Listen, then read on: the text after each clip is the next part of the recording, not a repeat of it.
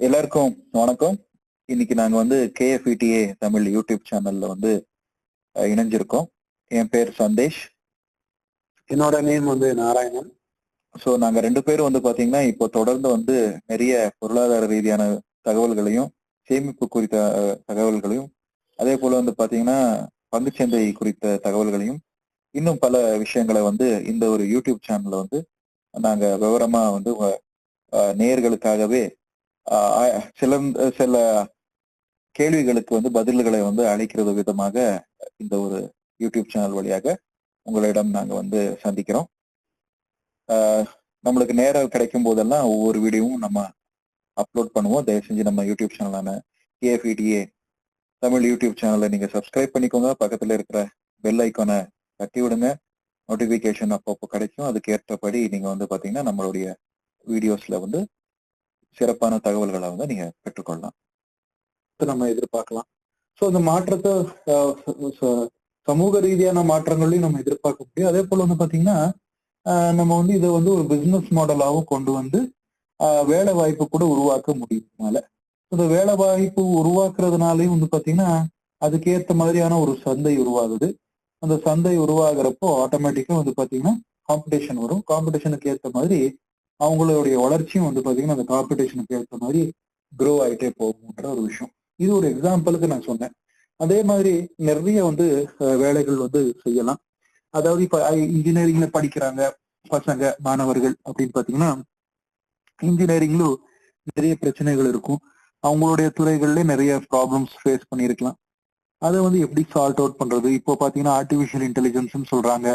நிறைய மாற்றத்துல கொண்டு வருது ஆர்டிபிஷியல் இன்டெலிஜென்ஸ் அப்படின்றாங்க. இப்போ நிறைய வந்து பாத்தீங்கன்னா இந்த GPT அப்படின்ற மாடல்ஸ் எல்லாம் வந்திருக்குன்றாங்க. அதன் வழியாக நீங்க என்ன கேள்வி கேட்டீங்கன்னாலும் அதுக்கேற்ற மாதிரியான இடைவுகள் வந்து தீர்வுகள் வந்து அந்த GPT வழியாக கிடைக்கும் அப்படின்னு சொல்றாங்க. அப்படி இருக்கிறப்போ அதே போலவே அந்தந்த செக்டருக்கு ஏத்த மாதிரி GPTயை இன்டிகிரேட் பண்ண முடியுமா? இப்போ வந்து லால வந்து பாத்தீங்கன்னா அதாவது லா GPT அப்படின்ற ஒரு ஆப் வந்து கொண்டு வர்றதுக்கு யோசிச்சுட்டு இருக்காங்க. அதன் வழியாக உங்களுக்கு அந்த லாக்கு சம்பந்தப்பட்ட கேள்விகள் ஏதாவது இருந்துச்சுன்னா அதுக்கேற்ற மாதிரி நீங்க கேள்விகள் கேட்டீங்கன்னா அது வந்து உங்களுக்கு ரிப்ளை கொடுக்கும். அதே போலவே இப்ப மெடிசின் ஃபீல்ட்ல MBBS படிக்கிறாங்கன்னா MBBS GPT அப்படின்னு கொண்டு வர முடியுமா அப்படின்னு யோசிக்கலாம். அதன் வழியாக MBBS படிக்கக்கூடிய மருத்துவ மாணவ மாணவிகளுக்கு கேள்விகள் ஏதாவது இருந்துச்சுன்னா அதுக்கேற்ற மாதிரி அந்த விடைகள் வந்து அந்த GPT வழியாக அவங்க கத்துக்கலாம், தெரிஞ்சுக்கலாம்ன்ற ஒரு விஷயம். ஸோ இந்த மாதிரி நிறைய டேட்டா செட்ஸை வச்சு டேட்டா சயின்ஸ் டெக்னாலஜியை பயன்படுத்திக்கிட்டு ஆர்டிபிஷியல் இன்டெலிஜென்ஸ், மெஷின் லர்னிங் இந்த மாதிரி புது புது துறைகள் எல்லாம் இருக்கு. Block chain technology, crypto currency சம்பந்தப்பட்ட விஷயமாகட்டும், இதை எல்லாத்தையும் வந்து கொண்டு வந்து ஒரு ஸ்டார்ட் அப்பா உங்களால உருவாக்க முடியும். ஆட்டோமேஷன், IoTன்னு சொல்லக்கூடிய டெக்னாலஜி ஆகட்டும். ஸோ இந்த மாதிரி நிறைய டெக்னாலஜிஸ் எல்லாம் வந்திருக்கு. இன்டர்நெட் ஆஃப் திங்ஸ்ன்னு சொல்லுவாங்க IoTனா. அந்த துறையை வச்சுட்டு அந்த டெக்னாலஜி வச்சுட்டு ஏதாவது கொண்டு வர முடியுமா ஸ்டார்ட் அப்ல? அதே போல நம்ம தேசத்துல வந்து பாத்தீங்கன்னா மிக பெரிய ஒரு பக்கபலமா இருக்கிறதே விவசாயத்துறை. இந்த விவசாயத்துறையில வந்து இந்த மாதிரியான டெக்னாலஜியை பயன்படுத்திட்டு நம்ம ஏதாவது ஒரு ஸ்டார்ட் அப்பை கொண்டு வர முடியுமா? எந்த விதை வந்து எந்த மண்ணுக்கு சூட்டபிளா இருக்கும், எப்போ வந்து எந்த விதையை போட்ட நம்மளுக்கு எப்போ வந்து நிறைய வந்து உற்பத்தி அதிகமாக்கலாம், இந்த மாதிரியான தகவல்கள் கொடுக்கக்கூடிய மொபைல் ஆப்களா கொண்டு வர முடியும். ஸோ மாணவர்கள் வந்து ஒரே துறையில இருக்கணும்ன்றது அவசியம் இல்லை. ஆப் டெவலப்மெண்ட் பண்ணணும் அப்படின்னா அக்ரிகல்ச்சரல் ஆப் டெவலப்மெண்ட் பண்ணணும்னா சாஃப்ட்வேர் கம்ப்யூட்டர் சயின்ஸ் படிச்ச மாணவ மாணவியை கூட கொஞ்சம் அக்ரிகல்ச்சரல் நாலேஜும் அவங்க வந்து அதுல மேம்படுத்தி கொண்டு புதுசா அந்த ஆப்பை கொண்டு வந்தாங்கன்னா இது 2 செக்டரும் இன்டிகிரேட் பண்றதுனால உங்களுக்கு கம்ப்யூட்டர் சயின்ஸ் பேக்ரவுண்ட் இருக்கிறவங்களுக்கும் வந்து ஒரு வேலை வாய்ப்பு உருவாகுது. அது அக்ரிகல்ச்சரல் செக்டர்ல போய் அது இம்ப்ளிமெண்ட் பண்றதுனால அக்ரி செக்டர்ல இருக்கக்கூடிய நபர்களுக்கும் வந்து பாத்தீங்கன்னா அது பயனுள்ளதா இருக்கும். அதன் மூலமாக அவங்களுக்கும் வேலை வாய்ப்பு கிடைக்கும். அதுக்கேற்ப ஒரு எக்கனாமி க்ரோ ஆகுறதுக்கான சாத்தியங்களும் இருக்கும் அப்படின்னு சொல்லலாம் சார். Okay sir. இப்போ ஸ்டார்ட் அப் பத்தி நிறைய சொல்லிட்டு இருக்கீங்க. எனக்கு ஒரு கொஸ்டின் என்ன இருக்கு, இவ்வளவு விஷயங்கள் நம்மளால பண்ண முடியும், ஓகே தான். பட் நான் வந்து ஒரு ஐடியா வச்சிருக்கேன். நான் ஒரு ஸ்டார்ட் அப் ஸ்டார்ட் பண்ணணும் அப்படின்னு நினைக்கிறேன்.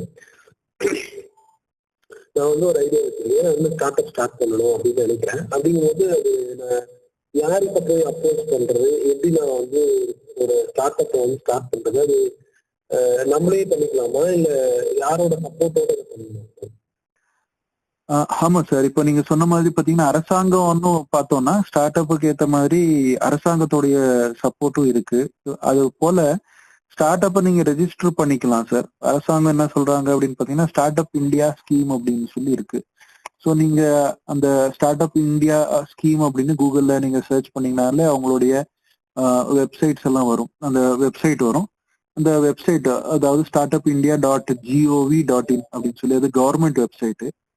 அதுல போயிட்டு நீங்க என்ன பண்ணணும் அப்படின்னா நீங்க ஒரு ஸ்டார்ட் அப் ஐடியா இருக்கு அப்படின்னா அதை வந்து நீங்க அங்க ரெஜிஸ்ட்ரேஷன் பண்ணிக்கலாம். அந்த வெப்சைட்ல போயிட்டு உங்களுடைய டீட்டெயில்ஸ், அதாவது ஃபண்டிங் உங்களுக்கு தேவைப்படுது, அந்த ஸ்டார்ட் அப்பை வந்து நீங்க ரெடி பண்ணணும் அப்படின்னா என்னென்ன ஃபண்டிங் கொடுக்குறாங்க, எப்படி ரெக்கக்னிஷன் உங்களுக்கு கிடைக்கும் ஸ்டார்ட் அப்புக்கு ஏற்ற மாதிரி, அதே போல அந்த ஸ்டார்ட் அப் ஸ்டார்ட் பண்ணணும் அப்படின்னா உங்களுக்கு எதுவும் தெரியல, அதை நான் தெரிஞ்சுக்கணும் அப்படின்னு ஆசைப்படுறீங்க அப்படின்னா ஸ்டார்ட் அப் இந்தியா பிளாக்னு இருக்கு.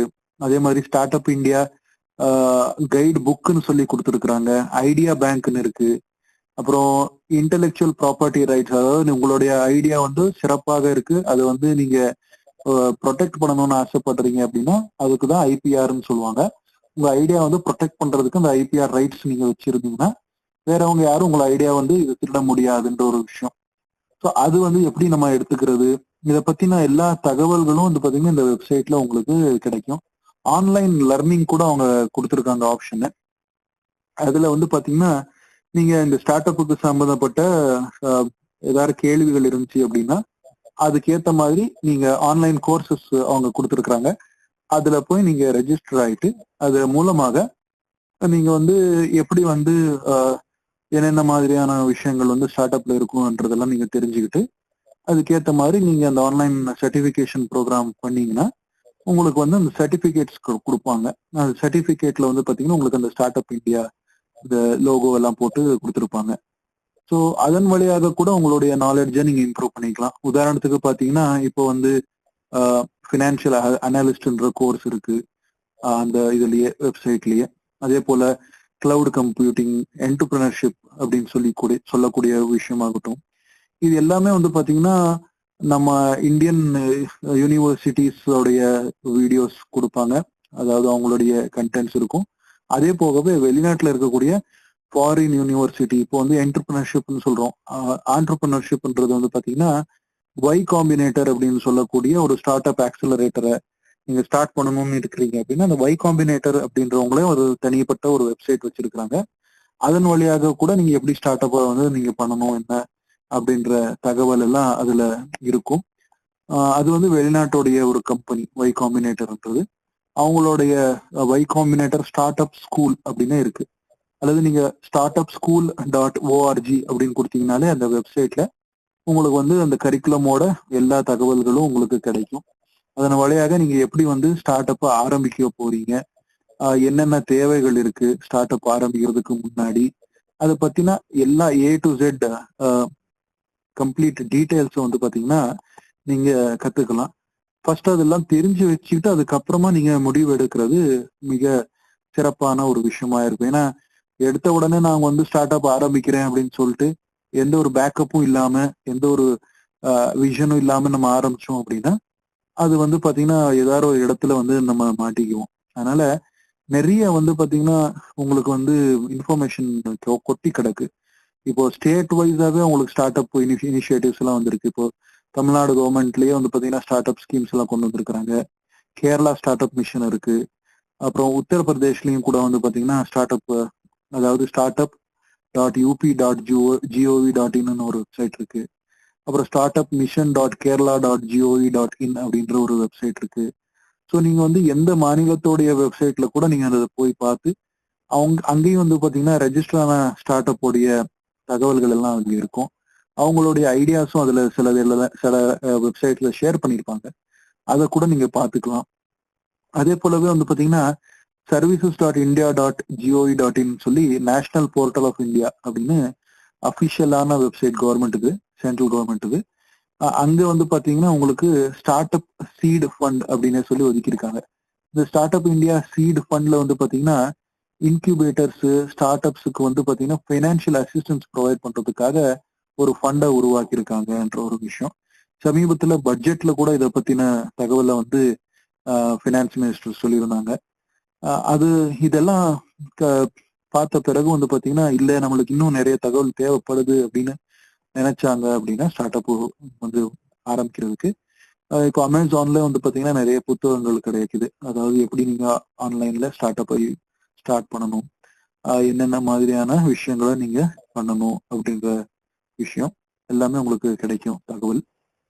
சரி நேயர்களே, இந்த தகவல் எல்லாம் உங்களுக்கு பிடிச்சிருக்கும் நாங்க நம்புறோம், கருதுகிறோம். அதுக்கேற்ற மாதிரி வந்து பாத்தீங்கன்னா உங்களுக்கு சில கேள்விகள் ஏதாவது இருந்துச்சுன்னா கமெண்ட் வழியாக வந்து தயவு செய்து பேசவும், நம்மளுக்கு வந்து தகவல்களை வந்து நீங்க அனுப்பவும்.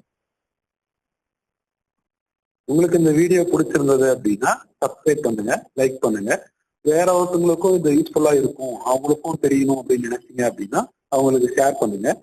உங்களோட கமெண்ட்ஸ் ஏதாவது இருந்தது, நீங்க தெரிஞ்சுக்க வேண்டியது ஏதாவது இருந்தது, உங்களுக்கு கொஸ்டின் ஏதாவது இருக்கு அப்படின்னா அதை வந்து எங்களோட கமெண்ட் பாக்ஸ்ல போடுங்க. அதுவும் நாங்க வந்து எடுத்து டிஸ்கஸ் பண்றோம். உங்களுக்கு அது யூஸ்ஃபுல்லா இருக்கும் அப்படின்னு நாங்க நம்புறோம். தேங்க்யூ.